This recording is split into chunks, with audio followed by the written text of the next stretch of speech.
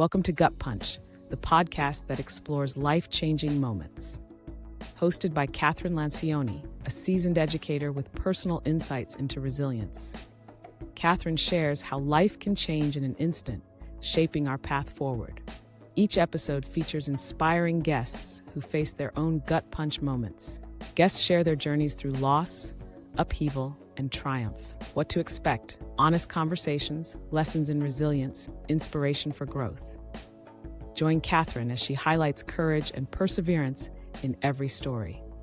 Gut Punch is a reminder that there is always a path forward. Be part of the conversation. Register now to join Kathryn for today's journey. Hello, everyone, and welcome to another episode of the Gut Punch podcast. My name is Kathryn Lancioni, and I'm your host for today's show. Today, we're joined by Tiffanie Janowitz, who is definitely someone who has had a pretty recent gut punch that I think is going to probably be relatable to so many people listening to this conversation. And so, Tiffanie, first of all, welcome. Thanks for being on the show. And thank you for being, just so comfortable sharing with us what you've been through. And I know, having been someone who's been through her own medical challenges, I think what you're going to share with everyone today is really going to resonate and a lot of really important takeaways that we'll talk about at some point in our conversation. So, Thanks for having me, Kathryn.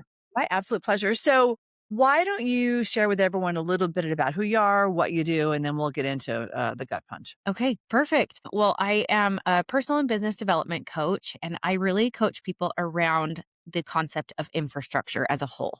We look at the personal side and your personal foundation as far as your habits, your mindset, your skill set, and everything like that. And then that bleeds into the success of business, right? And the business infrastructure, building, scaling, all of that kind of stuff. So that is what I coach around as a whole. But my principle and why I got into that was through my own journey of development. And that has been something that has rewritten itself over and over and continues to redefine as identities do.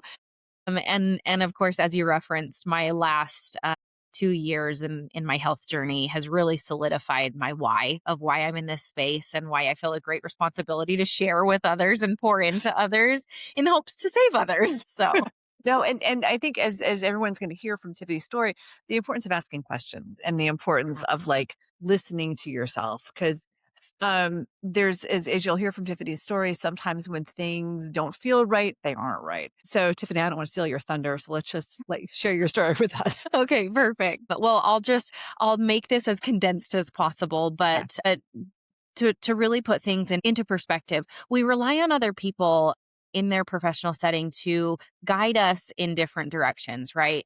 And specifically in the healthcare journey, right? When we are feeling anything, we rely on people in their special industry to be able to go to and advice and feel like we're getting the truth from them. SME is the acronym, Yes. subject matter experts. And Yes, exactly. And what I found was I was the true SME of my own body and my own self as a whole. And when I went to go to, to different, so I'm just I'll go through the journey of this. I was experiencing some pain in my left breast several years ago.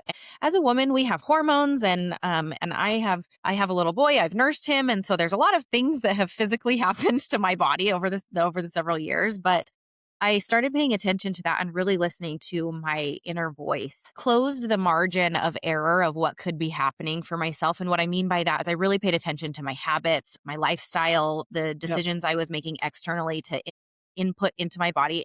Outputs and inputs, they matter, right? And I was really closing the margin of error there. And as I went to go express some of these concerns to healthcare professionals, they were just being dismissed. And I was being told that I was fine several times. And that word fine ended up being like the F word that we don't say in my home any longer, because that is truly the root of something bigger. And through my own courage to speak up and to press past the word fine and to push for more, I was actually diagnosed with breast cancer through a matter of different tests and everything like that. But when I was relying on the standard tests and the blanket procedures, it was telling me I was fine, but I just had that hankering for myself that it wasn't. So let me interject in here, and this is from someone who does everything the doctors tell her to do as far as tests and all that. So you went for a mammogram. I did. Nothing. And you're going on the schedule that we're told, like once a Yeah. year you go for your 3D mammogram. And did you do a sonogram as well? I did a mammogram and then they did an ultrasound instead. Okay. And they did it on both sides. So they would have a reference point of like, okay, I'm having pain in the left side, and then an actual lump formed there as well. So they wanted to look at the tissue type and everything. And they did that on the left side versus right side. But to your point, I was just told that it was dense breast tissue. Wow. And that's because, so someone, ad tech once described, the whole process. He says, if one has dense breast, trying to find a thing, a formation, a tumor, whatever word we want to use, is try. And given that it just snowed in New York, this is really appropriate analogy. Trying to find a tumor in a breast is like trying to find a snowman in a snowstorm, because the tumors are white and the dense breast tissue is white. So, and normally what they say is you go for a mammogram, and then if you have dense breast tissue, you go for you do for the ultrasound and sonogram. So you did that, and they're still telling you it's dense breast tissue. Yeah. So you were like, something inside of you told you that was not right. Is that correct? Yeah. I was just like, that just doesn't really sit right. And I will tell you, when I started this journey and I decided that I was going to really like figure out what was happening, and this was past the hormone level and everything, I was talking to the nurse practitioner in my OB office, and she's ultimately the one that saved my life and really encouraged me to self-advocate for myself, because she looked at me and she said, Tiffanie, during this journey, if any time the answer does not sit well with you, then push for more. Never settle if the answer does not feel true to you. Right. And so I held on to that. And when the answer didn't feel right and they were like, it's just dense breast tissue, come back in 6 months, I was like, I don't think so. So, all right. So normally, from personal experience, we know that you go for the mammo, you go for the ultrasound, and you weren't happy with the ultrasound results. So then what happened next? Take us through. Yeah. So I got the call from the tech, and she was like, I'm calling to go over your results.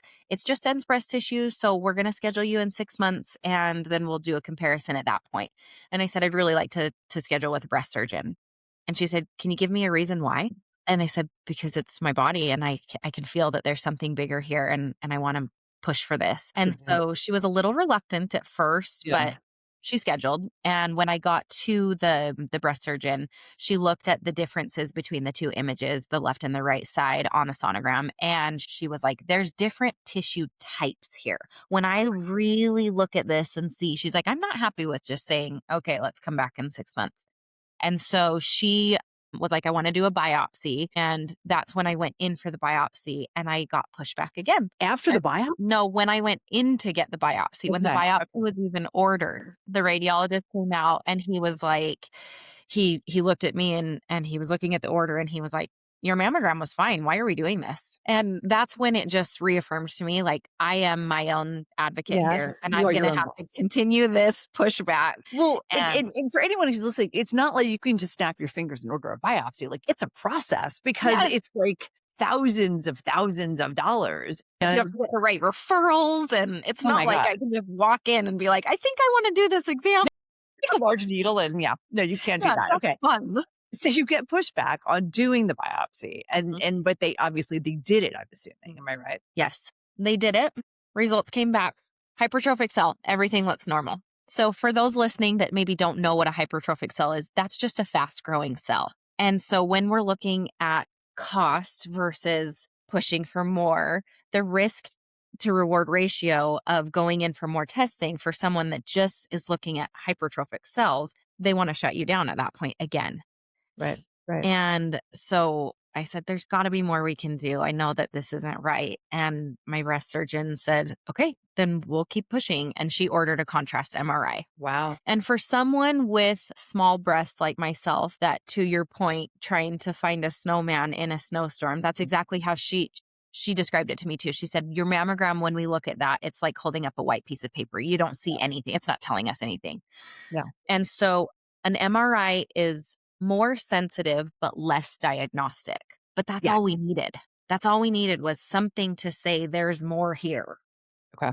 And so she ordered that. I went in for that last December, so December of 2024. Okay. And those results lit up like a Christmas tree. Wow. So what did they find after the MRI? So during the MRI, that's when, because it was a contrast MRI, my entire left breast was lit up and my right side was totally black. And so that told Wow. us something is wrong here. But again, to my great surgeon, Dr. Jaiswal, she was like, now we have to repeat some tests. So they did a repeat biopsy in 2 different angles that went deeper. And so again, it was just gathering more cells in there.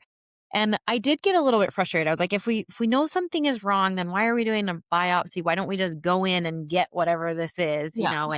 And she said, I hear you on that one. I did feel like at this point I was being listened to. I was finally in the right hands. And she said, from my perspective, if there is cancer involved, my surgical cut would be different. And that's all I needed was like, okay, that makes sense. We just needed some explanation. And Yeah. so they went in, they did the biopsy in 2 different angles, went deeper, and those confirmed there's breast cancer. And let's just like add in there, going for a biopsy is not fun. Like this No. isn't just like a walk in the park. I mean, I know that, I understand the motivation because you know there's something wrong. I think there are times where there's something wrong and like in this day of quote unquote modern medicine, and I do find that phrase a bit ironic. This is what I've been through. It's more of archaic medicine. Yeah. That there has to be something else, right? Yeah. How did you like just girl up to like go back for because the biopsies are not pleasant. How did you girl up to go back and do that? Like, Well, yeah, absolutely. I mean, you're so right. The biopsies, they're terrible. They hurt. I mean, and they also like when they do a biopsy, again, more for education for those who are like, I don't understand even what this entails. When they do the biopsy and they take the tissue out, they actually insert like a metal clip where Yeah. they've done these biopsies. I didn't love that concept at all. I don't want something else foreign just sitting in my body. So there are different viewpoints that you have to think about. Like, okay, if I'm going to keep pushing for this, I know now I'm walking away with 3 metal clips in my left breast at this point, right? So there are angles that you have to look at it. But my reasoning for it was really like sat in the dark with it. And I looked at like, if this is, let's take this at worst case scenario, what is going to be the repercussion if I don't use my voice? And it would have cost me my life. Death. I would have left my 4-year-old little boy without one of his moms. I would have left my wife without her wife. There would have, I mean, it's a multiplier, right?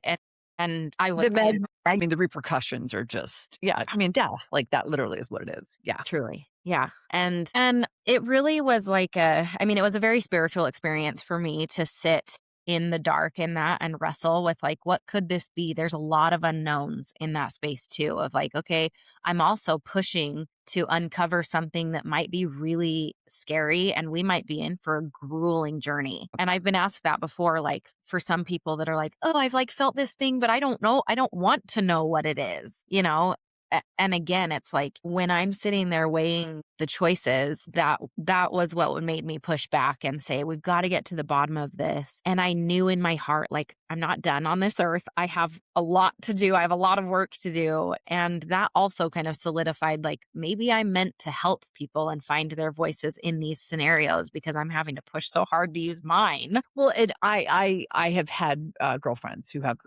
2 very, very, very close girlfriends. Part of my, like, if I had to pick 3 women in the world to be on an island, these 2 would be 2 of the 3. And they both had breast cancer. And, one of them, it was found very early, and the other one, it was found very late. And just seeing how the treatment protocols were so different. Given early stage versus late stage. So we're talking like stage 1 versus stage 3, right? Yeah. Very different journeys. Very, very, very different. Very different process, very different recovery paths, and very different today in terms of what they've both had to go through. Absolutely. And so when they discovered yours, what stage was it? 1. I was in stage 1, which I'm so grateful for.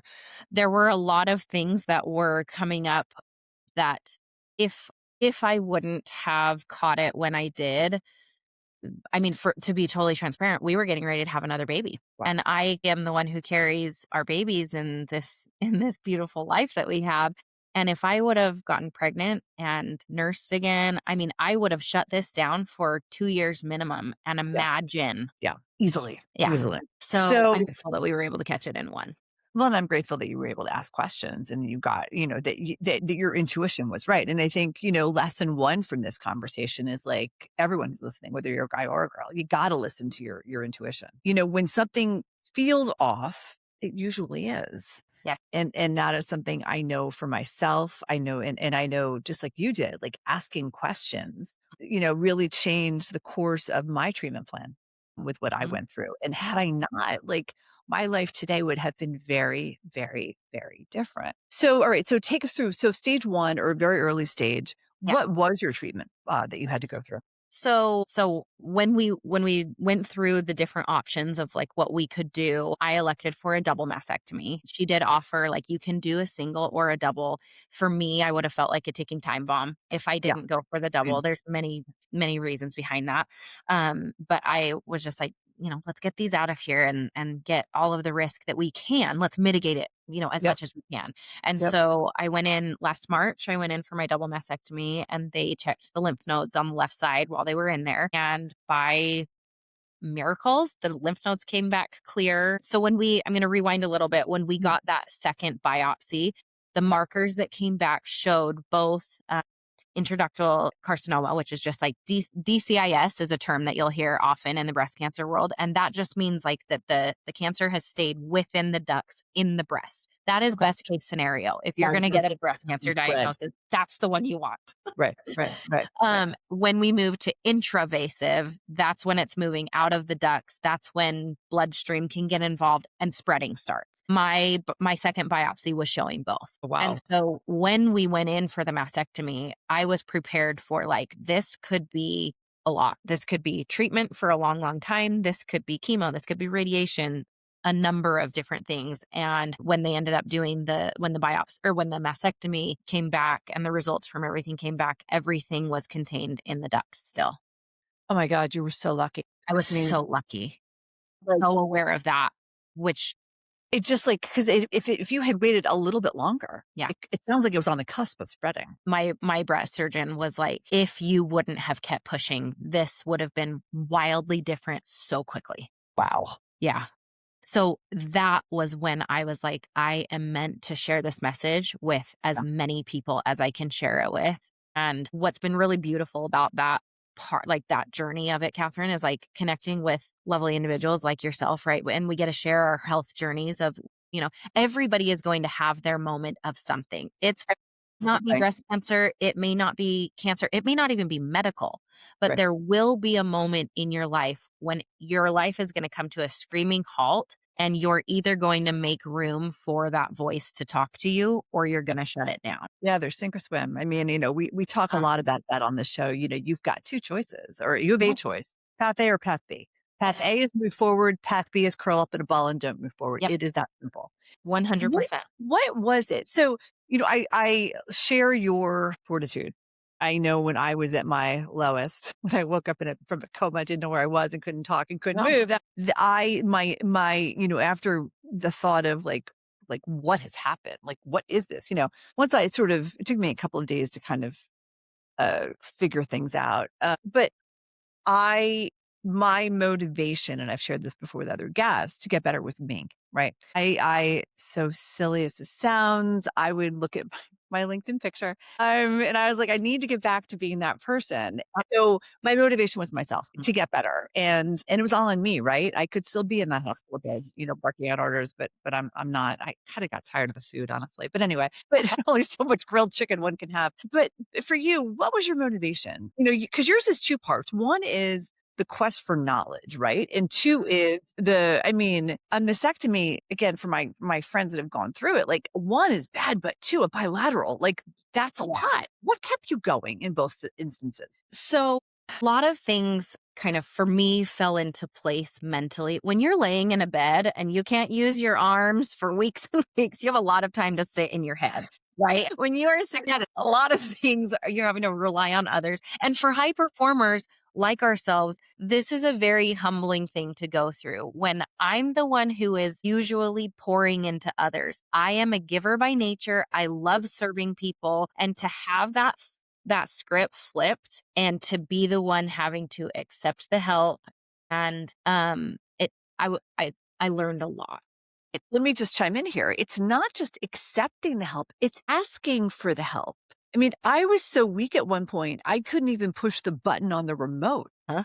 Right. Yeah. So, and to your point, I'm someone, that normally is like dancing around doing all this stuff. I do Yes. more in one day than people do in a week. And Absolutely. like, can't even change the channel on the television. Oh yeah. Thus, I can't 4 hours. open the chapstick lid. No. I mean, it is 100% taking you down to mandatory stillness. And I Yes. don't do well in still. I'm the same. I'm like, my plate's full. I'm going, and not in a bad way. I'm just a high performer. I wake up and I get a lot of things done from sun up to sundown, and then we do it again. And I love that space of it, Yes. But to that point, I'm, when you lay in bed and you have that time to think and reflect, a lot of things fell into perspective for me, and a lot of pieces, kind of like the puzzle, started coming together for me. It was no coincidence to me that I had spent the last year and a half doubling down in my habits and my mindset to prepare me for a moment I didn't know was coming. Yeah. And I was mentally and physically the sharpest I've ever been going into a battle like this. I cannot imagine being in a physically unfit situation walking into a double mastectomy. No. And I know people do it all the time, and I have a really hard time wrapping my head around that aspect. It is an athletic event. Well, you and I talked about that. I too am very focused on my health and fitness. Yes. And when my husband got to the hospital, the doctor asked him, said, tell me some stuff about your wife. One of the things that he said was, she's very focused on fitness and health. She's a runner. And the doctor took a deep breath and said, thank God. He goes, our runners always come through. Yes. And of course, the question is why? Well, with running, your heart is used to going up and down, vacillating. So when I got to the hospital, my heart was apparently at 10%, although I'm still conscious. But apparently because it was used to, I'd run for 20 years, because it was used to that, that stagnation up and down, it was still able to pump blood. Not efficiently, but somewhat pump blood at 10%. Yes. So it is, so anytime, no one does this anymore, prior to getting sick, people are like, you work out too much, you're too focused on your health. That literally is what saved my life, was my fitness. And it sounds like And it's the same. likewise, because if I wouldn't have been in the physical shape that I had been in, then I could have chalked up, oh, this pain in my left side is due to some inflammation because I'm not doing X, Y, and Z. But Yeah. those are the margins that I'm talking about, that I got to toss those all out the window because I was so focused on my physical health. And I share with people all the time, like, the physical aspect of like the payoff of a fit body or whatever, that's the cherry on top to me. Yeah, The that's right. physical part is exactly what you and I are talking about, is when your body is jarred, because it's not an if for people, it's when an event comes up, how is your body prepared to handle something like that? And building on what you're saying, you don't know when. No. I went running into bar class the day before I was put into a medically induced coma, right? Mhm. Literally. So Yep. you never know when something weird is going to happen. Absolutely. And you just have to hope that you are physically able to handle it. Yes. Yeah. And I think that that's why, when people are like, fall in love with the process, fall in love with the preparation, that's really what we're talking about, is like, get consistent and fall in love with the monotonous daily habits that will save your life when that moment comes, right? Whether it's mental or financial or physical, whatever the habit is, it may not be the most shiny thing and fun thing that we're talking about, but if it's something that's maintaining your health overall, you're just dropping coins in the bucket of, like, you're preparing yourself for the event, and it's unknown. She froze. Eliza, you there? You're still there. Tiffany, are you back? There you are. Okay. We'll splice. Don't worry. Okay. Okay. So go ahead, do what you were saying.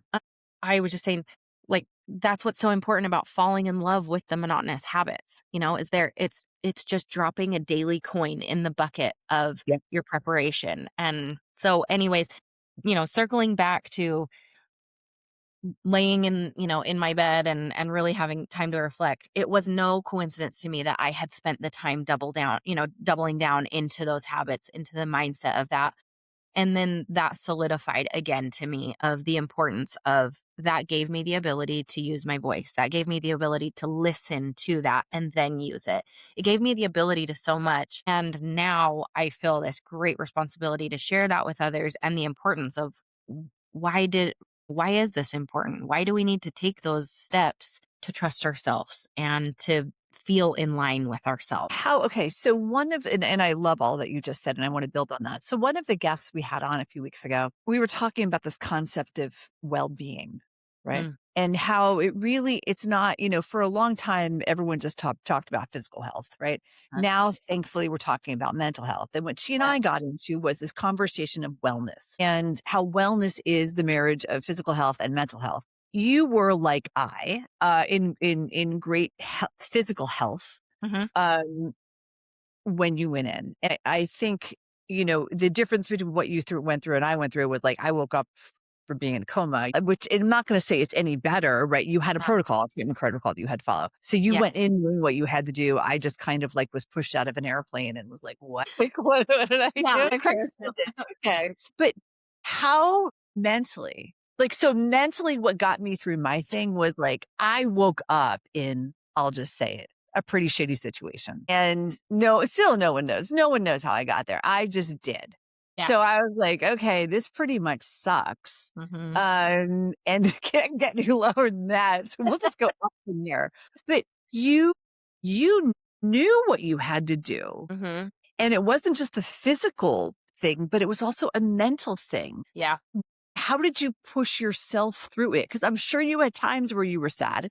And I'm sure you had times, especially after each doctor said, no, you're good. Where you Yeah. were like, I want to listen to them, but I know I'm not. Like, what was it that got you through that? Well, I think it boils down to we have a choice. You have a choice to brush it under the rug and continue feeling fine. And ultimately, this is where I came up with like my Find to Freedom method, because it was a choice to either brush this under the rug and be like, okay, maybe I am fine. Maybe I am okay. And maybe I need to like shut this down of what keeps resurfacing. Or do I take those micro steps and continue listening to myself? And ultimately, obviously, that got me to the diagnosis itself. But then when I'm laying in my bed and I'm recovering and everything, it was again a choice of this situation sucks. To your point, Um, like when you wake up and you're like, man, I stood in front of the mirror and I'm like this body that is unrecognizable to me in many different ways. And I had another choice. Am I going to yeah. wallow in this, or am I going to look at how lucky I am to be standing here? And again, in those moments, because of the work that I had done with mindset before this, I knew the power of my thoughts also. And I knew the energy that my body needed to heal. And it wasn't going to heal if I'm sitting there going, oh my gosh, I look like an alien right now. Well, and I'm just like, you saying that, it just brought back a memory that I had that I think is so relevant to this. So I had to go to rehab after I got out of the hospital because I had been, laying in bed for weeks and I had to like not learn how to walk again, but kind of learn how to walk again. Yeah. So I was at Kessler, which is in New Jersey. It's actually the one that Christopher Reeve went to. And one day I was in the gym and I was talking to my PT and I heard this woman come in, big booming voice, laughing, and I was doing what I was doing. And it was one of those days where I was just like, oh, this is not really where I want to be, but here I am. And I turn around and I see the woman and she is smiling, beaming, and she's in a wheelchair and she has no legs. And I felt like such a horrible person because earlier that day, the night before, the day before, whatever, I had felt so sorry for myself, right? That I had been through this. I lost the top of my thumb, blah, blah, blah. And here is this woman who comes in a wheelchair with no legs, like amputated from above the knee down. And she was the happiest person in that room. And everybody in there was feeling sorry for themselves until she came in. And she had everyone smiling and laughing. I just remember turning to her and I was just like, God, I wish I was you. Yeah. He's like, it could be, just smile. And, it was for me, it was people like that I met along the way, Hmm. that helped me appreciate kind of what you're saying, which is like, what is our why, right? Because we are all going to get, I used to get the word gut punch so much, but we're all going to get, things handed to us that just suck all the energy. I mean, deflate you with, it's like a balloon pops, right? And it's popped. You can't get it back. So how is it that you were going to, I can't really piece the balloon back together. So how is it that you're going to, in the balloon scenario, I guess, pick your new color and inflate it again? And how big do you want it to be? And what size do you want it to be? Then if Uh-huh. it's your own life, like, how are you going to lead it? And, as we're both saying, we've both been in that position and you have this choice. And it sounds like, correct me if I'm wrong, I know for me, there was no choice except to get back. Right. Not just because I'm productive, like that's not the way we roll. I was like, okay, like this is a forced break, much longer than a snow day. But we'll just deal with this for a while. And it was definitely longer than I thought it was going to be. Hmm. It reminds me of like COVID, like when that first happened. It was like, oh, it's 2 weeks, 4 weeks, 6 weeks, 2 years. Yes. Yes. And I gotta say, like on March 24th is my 2-year mark for my whole thing, and I would say I'm kind of finally on the other side of it, but like it takes time. Uh-huh. And I think that to exactly what you just said, it takes time and no one's clock is the same. Yeah, that's right. And so I think that's one of the most important things of when your gut punch comes, you are on nobody's time clock except your own. Your Yeah, healing journey is going to look entirely different than the person next to you. And I think honoring that and layering that with making the choice of, honor the shitty days. They're going to come. And that's yeah, part of like being handed the trial, right? There were not all glory, shiny days in my healing. And no, there were days when I really had to dig deep into that mental space and like find like why am I pushing through this and what am I doing this for and what's going to get me up in the morning. And then there were other days when you're like I just connected with 3 people that just told me they went to get their mammograms because I spoke up about my story and they all caught something. Those are 3 lives that I just got to help nudge and point in the right direction. I mean, it's just it's amazing.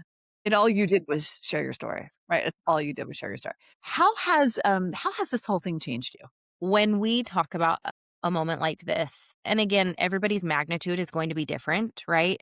But you've heard the saying, true perspective breeds discipline. Yeah, And that truly has defined my journey through this is it has put so much perspective into things that both matter and the things that don't. yeah, The little things that we really can just let go of, or the things that it's really put into perspective, like the alignment that I want to stay in line yeah, with. Where am I going? How hard am I going to drive? Because we never have enough time. We never have the time that we think we're going to. So we all need to work a little harder and faster. Not in a bad way, but like, yeah, action is going to get us where we need to go, whether that's saving our life or whether that's our next business venture. I mean, there's so many different realms of this, but it's the perspective for me. And it's also the small things of not taking things for granted, which we have a very like gratitude is one of the foundational cornerstones of my home yeah. already. But to magnify that and feel that presence every day is really special when we get to tuck our little boy in and he is the first one that says, my favorite part of my day is this. And this is what I'm most grateful for. I'm like, I have done something right. Amazing. I have to share with you that I think I was very similar to you before my whole thing. It was like I always appreciated the little things like that Mhm. was, Yeah. and I was always pretty efficient, like organized and all that. But and it's just funny to mention the time thing. My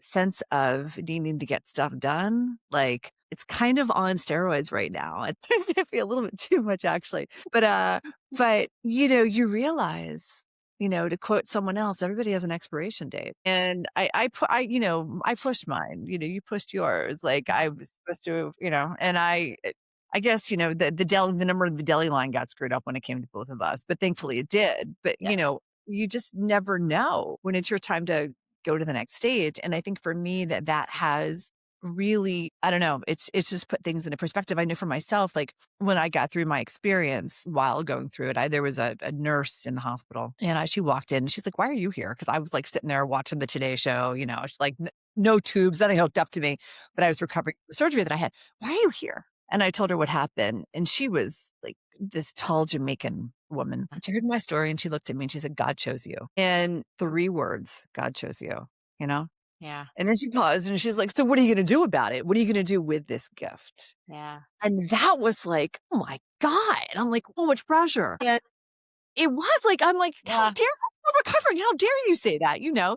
And I thought about it and I was like, all right, I wrote a blog because that's what I do. I write. And then that wasn't good enough. I did a webinar. And then this idea for the podcast came about. Mm. And I don't know. I didn't know what it was going to be. It just started. And, I have learned so much from having this program and so much from talking to other people. And that was very unexpected. Yeah. Sometimes you start down a journey and, I coach like you do. Yeah. And, you start down a journey with someone and, they always say to you, you coach the person, not the problem. Right. Mhm. And the problem is the entryway into the person, which is wonderful. But sometimes the person you discover is not who you thought they were going to be. And that's okay. But, life is so unexpected. And sometimes like I started this podcast just because I needed to do something, but I didn't think that it would take on the life that it is. And I'm very, very thankful for that, Mhm. And also I think as you're shared with telling your story, like, I've shared mine now. I feel like I talk about it constantly, which is fine because it's helping other people share theirs. Yes.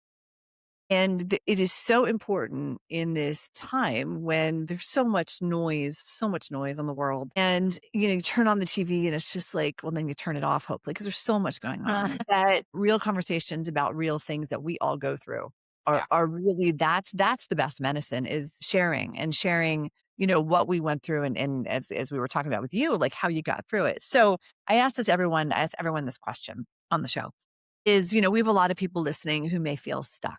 What are your words of wisdom for someone who listened to your story and is just enamored with what you did, but they're still feeling stuck? What's your advice? Oh, I have so much advice with that.